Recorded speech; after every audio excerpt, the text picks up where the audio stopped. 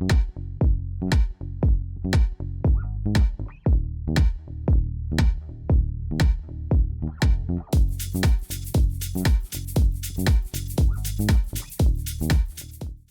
Rémi, merci beaucoup pour ton invitation. Donc moi je suis médecin, je suis chirurgienne stomatologue et fondatrice de la start-up AccureCare. J'ai donc fait des études médicales assez classiques à la faculté de la Pitié-Salpêtrière à Paris.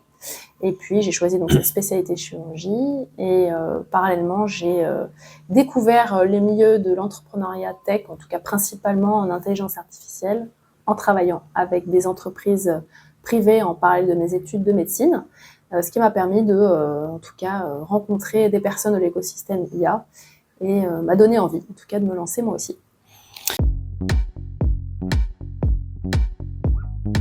Eh bien, c'était suite donc à la fin de mon clinica. Je me suis dit que ça pourrait intéresser, parce que j'avais pas mal de confrères consoeurs, hein, c'était après le Covid, qui avaient très envie de faire des missions dans des entreprises. Et donc j'ai décidé de commencer à les mettre en contact avec des startups qui me contactaient en me disant tiens, j'aimerais bien avoir un jeune chirurgien thoracique, chef de clinique pour qui teste mon dispositif médical. Donc c'est comme ça que ça a commencé, avec juste un Excel, hein, tout simplement. Au départ, je connaissais même pas Notion et tous les autres outils. Et c'est ce qui m'a donné en tout cas l'envie de trouver une solution, travailler sur une solution qui connecte le milieu des professionnels de santé et celui des entreprises. Alors aujourd'hui, AccureCare est une entreprise qui propose une solution de digitalisation de l'expertise médicale pour les entreprises innovantes. Donc concrètement, on propose de produire des contenus médicaux avec des experts médicaux, ce qui permet donc on intervient par exemple sur des projets de formation médicale, d'information également, de prévention, mais aussi pour des entreprises technologiques qui ont besoin de newsletters, d'applications. Voilà, on va travailler vraiment sur ces textes pour médicaliser vraiment tous ces contenus avec, bien entendu, les professionnels de santé de la communauté.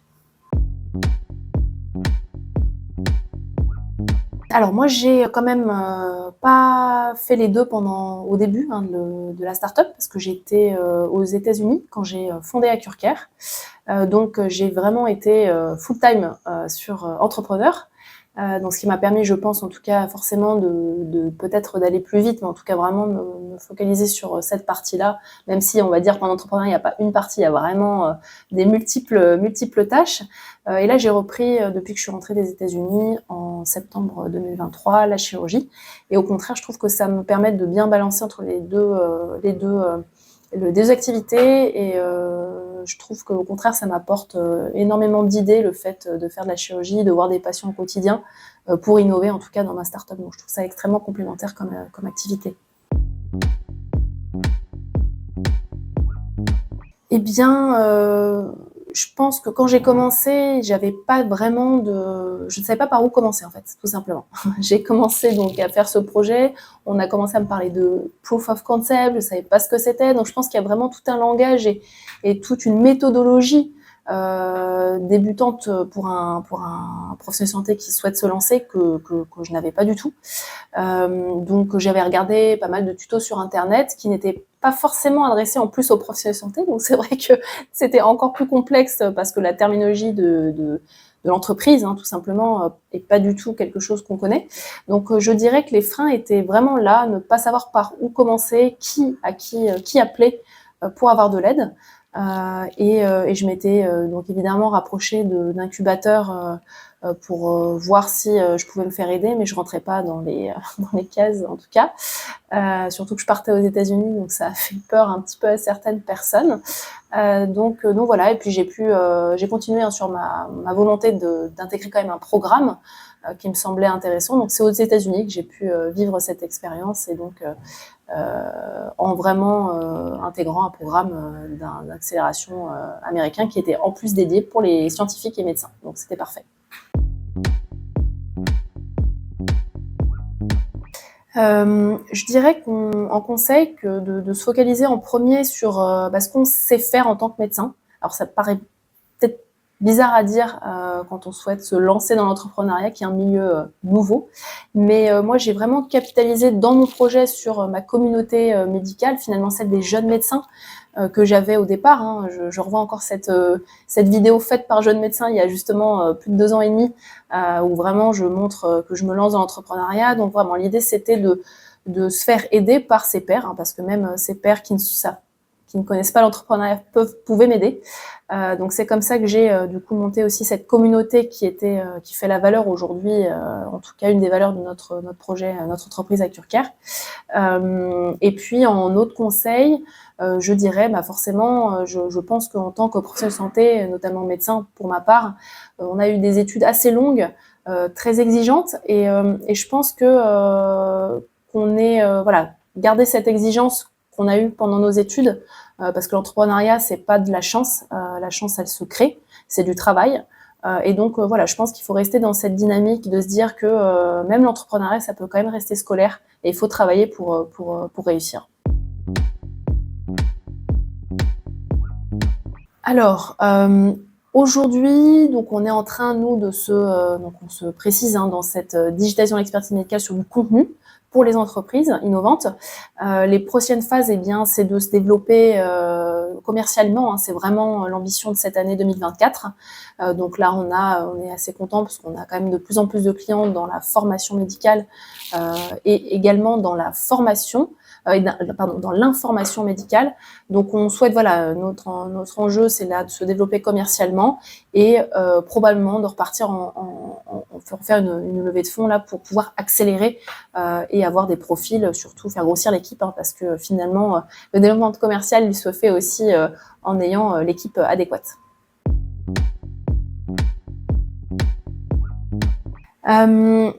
Le numérique aujourd'hui, il est partout, hein, finalement, parce que même déjà quand on était interne, sans mettre ce mot numérique sur ce qu'on faisait, on est quand même à faire des dossiers patients informatisés, hein, même si bien sûr, on avait des dossiers papier, encore, on l'a toujours à l'hôpital, il y a quand même toujours des logiciels, que ce soit pour lire les radios, etc. Donc, on a ce numérique-là. Moi, je pense que le numérique était plutôt vécu comme quelque chose de passif, c'est-à-dire que c'est un outil pour nous apporter de l'information, pour certains types d'informations. Aujourd'hui, le numérique, il est devenu actif, c'est-à-dire qu'on va nous-mêmes, professionnels de santé, avoir besoin d'utiliser des outils pour optimiser nos traitements, voilà, en tout cas nos parcours de soins. Donc je vais dire que je pense qu'on est passé, je dirais, du numérique passif à actif, où vraiment il y a cette volonté parmi les professionnels de santé d'utiliser ces outils eux-mêmes pour optimiser leur temps principalement. Tu étais un livre. Si j'étais un livre, je serais, c'est pas la première fois que j'en parle, mais le livre Apprendre au 21e siècle de François Tadei, qui explique vraiment pas mal de méthodes sur le apprendre, comment on peut le vivre différemment. Et je pense que ce livre témoigne bien de ma façon de voir les choses aujourd'hui. Si tu étais un réseau social, tu serais?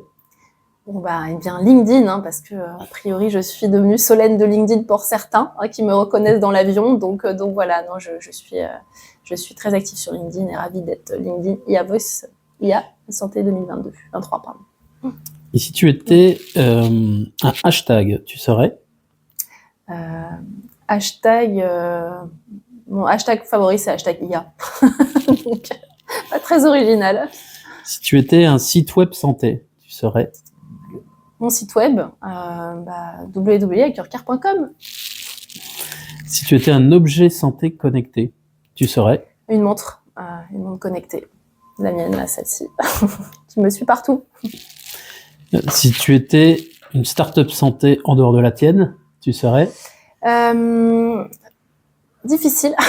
Difficile. Je pense que je serais une start-up IA. Il faut que je dise un nom, c'est ça? Je pense que je vais dire Dental Monitoring parce que c'est ceux qui m'ont élevé. Voilà.